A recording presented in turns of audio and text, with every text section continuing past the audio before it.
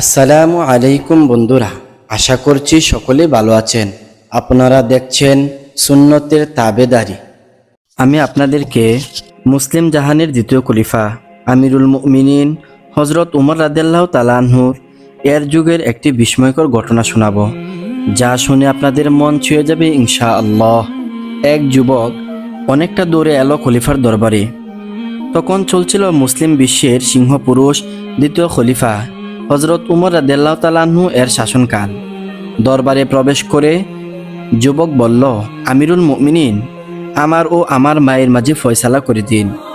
খলিফা বললেন, কি হয়েছে খুলে বলো। আমিরুল মুমিনিন, আমার সম্মানিত মা আমাকে 9 মাস গর্ভে ধারণ করেছেন।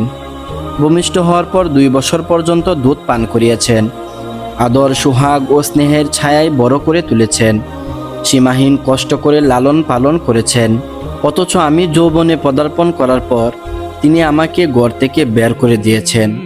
এমনকি আমি যে তার সন্তান তা তিনি অস্বীকার করে বলেছেন, আমি তোমাকে চিনি না। যুবক খুব দ্রুত কথাগুলো বলে শেষ করল। হজরত উমর রাদিয়াল্লাহু তাআলা আনহু গভীর কণ্ঠে জিজ্ঞাসা করলেন, তোমার মা কোথায়? তখন যুবক বললেন, তিনি এখন অমুক গোত্রের অমুক স্থানে অবস্থান করছেন। তখন হজরত উমর রাদিয়াল্লাহু তাআলা আনহু দরবারে উপস্থিত দুজনকে লক্ষ্য করে বললেন, যাও অমুক মহিলাকে অমুক জায়গা থেকে আমার দরবারে নিয়ে আসো। বেশ কিছুক্ষণ পর যুবকের মা, আপন 4 ভাই ও 40 জন সাক্ষীর এক বিশাল দল নিয়ে খলিফার দরবারে উপস্থিত হলো। খলিফা মহিলাকে জিজ্ঞাসা করলেন, এই যুবক কি আপনার ছেলে? মহিলা বলল, না, সে আমার ছেলে নয়। আমি তো তাকে চিনিই না। কোথাকার কোন যুবক, সে আমার ছেলে হতে যাবে কেন? হযরত উমর রাদিয়াল্লাহু তাআলা বললেন, সে তো আপনাকে মা বলে দাবি করছে। তখন মহিলা বললেন, কেউ কাউকে মা ডাকলে কিংবা মা বলে দাবি করলেই মা হয়ে যায় না। আমিরুল মুমিনিন, আমার তো এখনো বিয়েই হয়নি। এতটুকু বলে মহিলা থেমে গেল। ভাবখানা এমন যে সে এখনো বিবাহই বসেনি, কথা বলতে লজ্জাবোধ করছে। যুবক, যে আপনার ছেলে নয়, এ ব্যাপারে আপনার কোনো সাক্ষী আছে? মহিলা বলল, হ্যাঁ, অবশ্যই আছে। আমার 4 ভাই ও উপস্থিত 40 জন লোক সবাই আমার সাক্ষী। আপনার সন্দেহ হলে তাদের সবাইকে জিজ্ঞাসা করে দেখতে পারেন। হযরত উমর রাদিয়াল্লাহু তাআলা আনহু সাক্ষীদেরকে উদ্দেশ্য করে বললেন, বলুন আপনারা এ ব্যাপারে কি জানেন? সাক্ষীদের একজন বলল, আমিরুল মুমিনিন, যুবক তার দাবিতে সম্পূর্ণ মিথ্যাবাদী। এ যুবক অন্যায় দাবি করছে। মহিলার তো এখন পর্যন্ত বিয়েই হয়নি, সুতরাং তার সন্তান আসবে কোথা থেকে? আরেকজন বলল, এই মহিলা যুবককে আদৌ চিনে না। আমার জানা মতে মহিলার সাথে যুবকের কোনো সম্পর্ক নেই। আমার মনে হয় মহিলাকে তার গোত্রের লোকজনের নিকট অপমানিত ও লাঞ্ছিত করার উদ্দেশ্যেই সে এরূপ বলছে। তৃতীয়জন বলল, এভাবে এক এক করে সকলেই মহিলার পক্ষে ও যুবকের বিরুদ্ধে সাক্ষী দিল। এমনকি 4 ভাইও যুবকের দাবিকে অত্যন্ত শক্তভাবে প্রত্যাখ্যান করল। হযরত উমর রাদিয়াল্লাহু তাআলা এবার যুবকের দিকে মুখ করে বললেন, তোমার পক্ষে কি কোনো প্রমাণ আছে? যুবক তখন ভাবনার জগতে হারিয়ে গিয়েছিল। সে চিন্তা করতে লাগলো, মা তার সন্তানকে এভাবে অস্বীকার করতে পারে? খলিফার প্রশ্নের উত্তরে যুবক বলল, না, আমার কোনো সাক্ষী নেই। এখানকার কেউ আমাকে চিনে না। যুবকের পক্ষে কোনো সাক্ষী প্রমাণ না থাকায় হযরত উমর রাদিয়াল্লাহু তাআলা আনহু যুবককে বেতাঘাত করার নির্দেশ দিলেন। বেতাঘাতের নির্দেশ শুনে যুবক হতভম্ব হয়ে গেল। সে মনে মনে বলল, হায়, এই কি তাকদীর! মাকে মা বলে দাবি করায় এই কি আমার প্রাপ্য?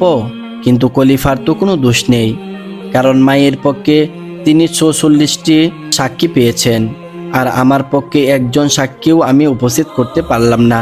সুতরাং খলিফা যা করেছেন ঠিকই করেছেন। বেতাঘাতকারী বেত নিয়ে উপস্থিত হলো। যুবকও তাকদীরের ফয়সালা মেনে নিয়ে প্রস্তুত। দরবারের পিনপতন নীরবতা, কেউ কোনো কথা বলছেন না। ঠিক এমন সময় হযরত আলী রাদিয়াল্লাহু তাআলা আনহু দরবারে এলেন। সব কিছু শুনে খলিফাকে বললেন, আমিরুল মুমিনিন, অনুমতি দিলে বিষয়টি একটু খতিয়ে দেখতাম। খলিফা বললেন, দেখুন না, অসুবিধার কি আছে? অনুমতি পেয়ে হযরত আলী রাদিয়াল্লাহু তাআলা আনহু সবাইকে নিয়ে মসজিদে নববীতে বসলেন। তারপর মহিলাকে সম্বোধন করে বললেন, এই যুবক কি আপনার ছেলে? মহিলা উত্তরে বললেন, না জনাব, এ আমার ছেলে নয়। এবার হযরত আলী যুবককে বললেন, তিনি তোমাকে অস্বীকার করেছে, তুমি তাকে অস্বীকার করো। যুবক বলল, হযরত, তিনি আমার মা। আমাকে তিনি 9 মাস নিজের গর্ভে ধারণ করেছে।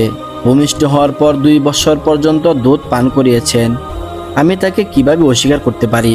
হযরত আলী রাদিয়াল্লাহু তাআলা বললেন, হ্যাঁ, তাকে তুমি অস্বীকার করো।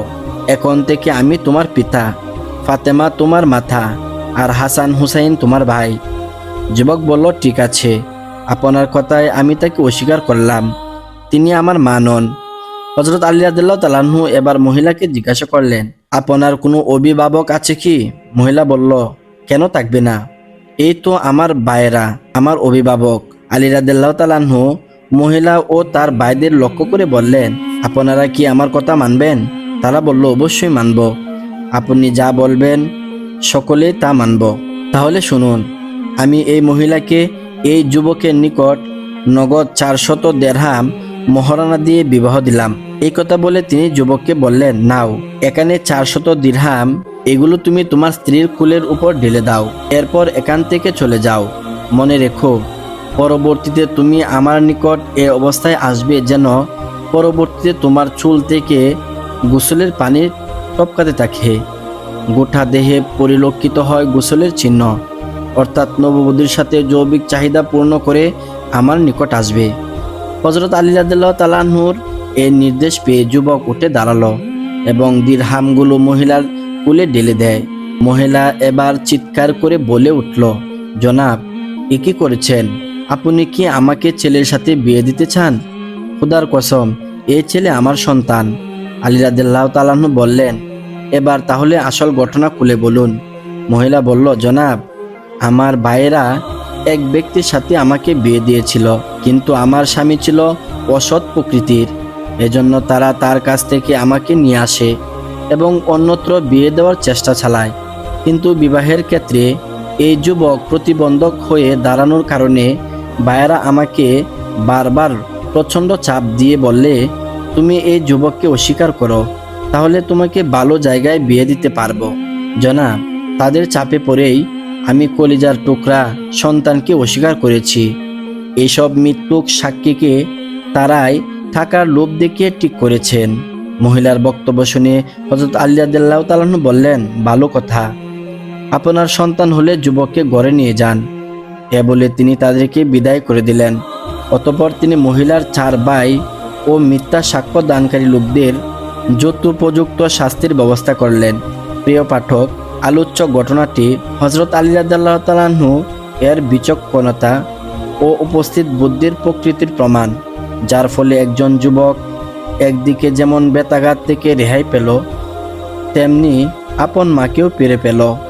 আলী রাদিয়াল্লাহু তাআলা আনহুর সম্পর্কে রাসূলুল্লাহ সাল্লাল্লাহু আলাইহি সাল্লাম বলেছেন, আমি জ্ঞানের শহর, আর আলী তার দরজা স্বরূপ।